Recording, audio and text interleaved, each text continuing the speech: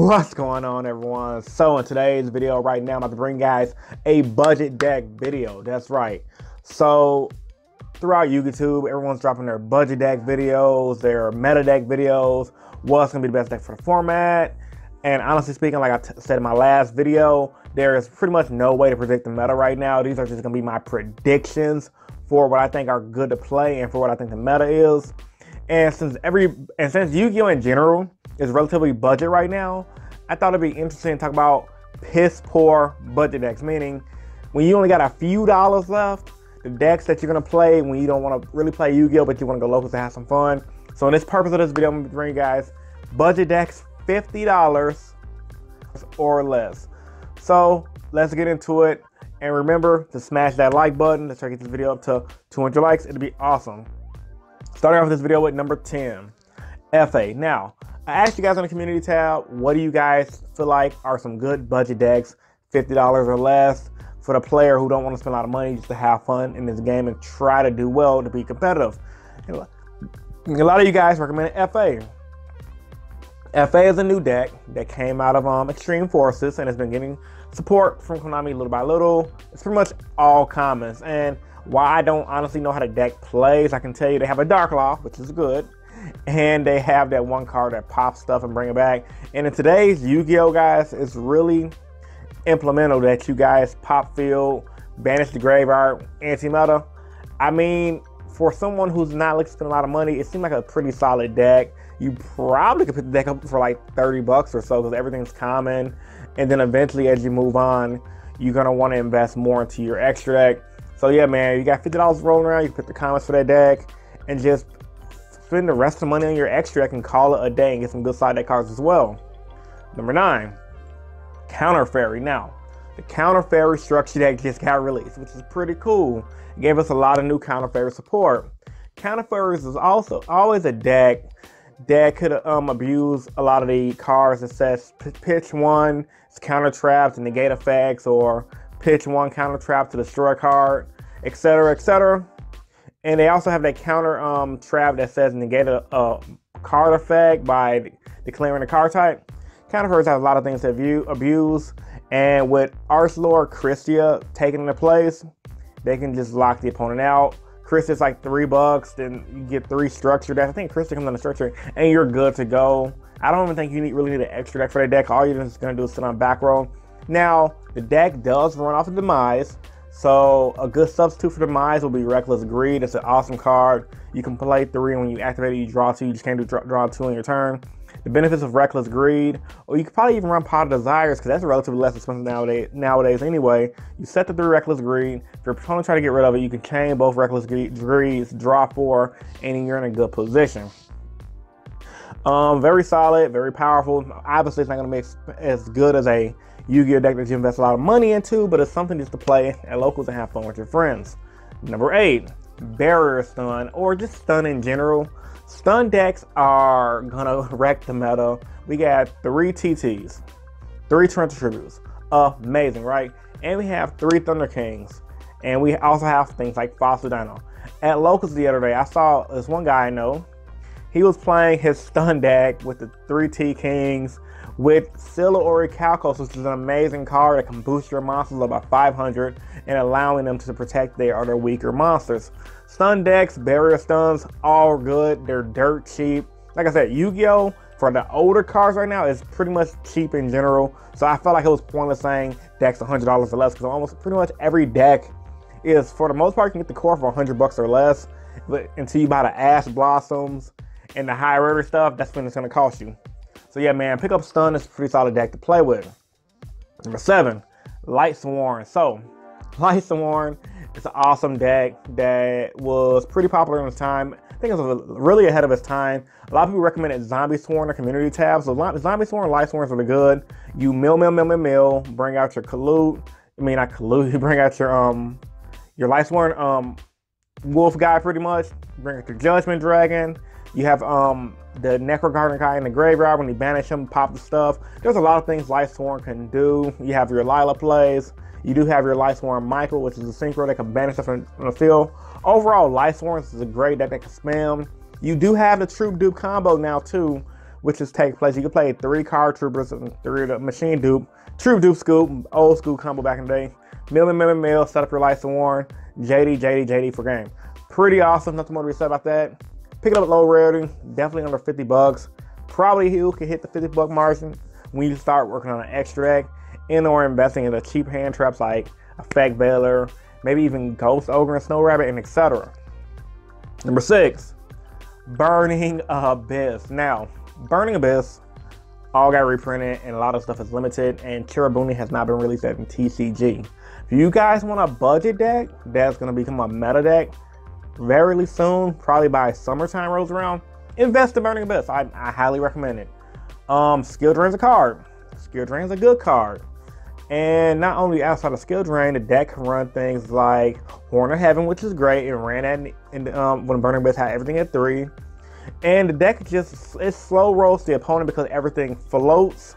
So with that being said, it's dirt cheap. I think I mentioned on my top 10 best decks to run for the format, but as a budget deck under $50 or less, you can't beat Burning Abyss. It's just too good and dirt cheap to run. Number 5, Monarch's Domain. Now, Domain Monarchs, while it's not the best deck to run, you can pretty much run a decent version for $50 or less. 3 Monarch structure decks, $30. Allure of Darkness, I think they're $2 to $3 now.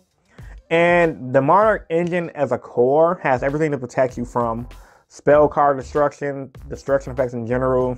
If you want to invest a little bit of money in it, you can invest into Majesty's Fiend and Vanity's Fiend, and bam, there's your $50 right there. Overall, I think Monarchs is a pretty solid pick for a $50 or less deck, because if you don't want something to play that's expensive, you want to go to a regional try to get your invite, I highly recommend Monarchs. Really good, really powerful. Number 4, Paleozoic Frogs. So, Frogs, I hate the deck because I hate when they make the Totally Awesome card, because they can negate everything. I think Totally Awesome is relatively cheap right now too. Haven't checked this pricing in a while. But the Frog deck as a core, it's all commons, kind of similar to FA. Probably pick everything up for 10 bucks, maybe 20 bucks. Especially if you go to somebody at locals and say, hey man, you got the Frog core, I'm gonna buy all the stuff off you. And then you're gonna invest into your extra deck and you're good to go. You just need Totally Awesome, setting your spell and trap cards, GG no rewrite. So nothing more to say about Frogs. It's a good solid deck to run for $50 or less. Number 3, Cosmos with Full Force Virus. Now, this deck took a regional top 8, I believe, back in Zodiac era. And I'm pretty sure he ran some expensive cards in the deck too, off the bam. But, you know, Full Force Virus is a very powerful card. It's pretty much what the TV show Original Crush Card Virus did before the errata. So, if Cosmo Dark Ships can run Full Force Virus, why not play the deck? Full Force Virus, I checked the price of the video. Price of that card before this video was, I shot this video, and it's $1. So when you have Cosmos, it's a pretty fast OTK deck, and Full Force Virus is a pretty powerful card. Run it. Pretty solid deck to run. It's very different. Number 2, now a lot of you guys tell me World Chalice is fairly budget, under $50 or less. And World Chalice, I mean, you do need your Firewall Dragon. So if you guys don't want to play Firewall Dragon, I'm pretty sure you can pick the World Chalice core up for dirt cheap with the rares and the commons and etc. and probably some of the extra deck cards. And then you probably could save up for the Firewall Dragon. I don't know. But for the most part, if you guys can collect a lot of the good Link monsters that's not Firewall, you should be able to build this deck relatively less expensive and slowly evolve into something more popular without having to drop a heavy load of money into this game. But overall, World Chalice spans the field. It can OTK. It does work. Yeah, it does work, which is how I had to be on this list at number 2. I mean, like I said, my list order doesn't matter. 1 is not better than 10. 10 is not better than 1. These are $50 decks, guys. The poor man's budget deck. So you guys should take these decks with a grain of salt, and remember, these decks are meant to get you started into Yu-Gi-Oh! And it's meant for the player who doesn't want to spend a lot of money in this game. And last but not least, the last deck I'm going to talk about is Dinosaurs. Now, Dinosaurs wrecked me at Locust Theater. Man, I gotta tell you, I am playing Heroes, so take that with a grain of salt, of course, but Dino OTK with some of the True King stuff is pretty dirty. Now, if you can get past the True King diagram, 3 Dino structure decks, $30. Some of the new dinos, I believe it's a super rare, probably $3-4 bucks. Then you can get that Fire True King guy. I'm pretty sure he's like dirt cheap as well. Last time I checked, he was like $4 bucks. You roll all that together, you got about $45-50 to invest into a deck that can just wreck your face and OTK you really good. And you really don't need an extra, which is why it's so important on how good this deck is, because you don't need extra deck. So I think that on OTK, if I had to pick a number one, probably be the best budget deck to pick. Outside of Master Heroes, of course. I like Master Heroes because, I mean, Master Heroes is going to be, that's a deck to mention that's not on this list, because I didn't want to add it twice, even though I did add Burning Abyss twice. But Master Heroes did not make this list because of a few factors of, I'm personally trying to test the deck out to see how good it is. And it's mainly good, only really good against decks like Pendulums and Spirals and Trickstars. Once you get to the roguish decks, Master Heroes kind of flop because they can't handle the overpowering beatdown force that a lot of these rogue decks have to offer. And Master Heroes have a hard time getting over established boards that have more than one negation. So I love Master Heroes, but I gotta admit it, for a budget deck, it is not the best. You do need to invest money into that deck. You do need to invest their Solemn Strikes and Warnings, and it's gonna go over $50. So it was a good budget deck. Dinosaurs definitely have to take over Master Heroes, but I do love Master Heroes of a deck. So with all that being said, guys, post your thoughts and opinions about this video in the comment section down below. If there's a budget deck on this list, though, that wasn't on this list that you guys felt like should have been on this list, also let me know about that. Because, I mean, I just want to help the players out, and recommending good decks that's $50 or less is kind of hard to do.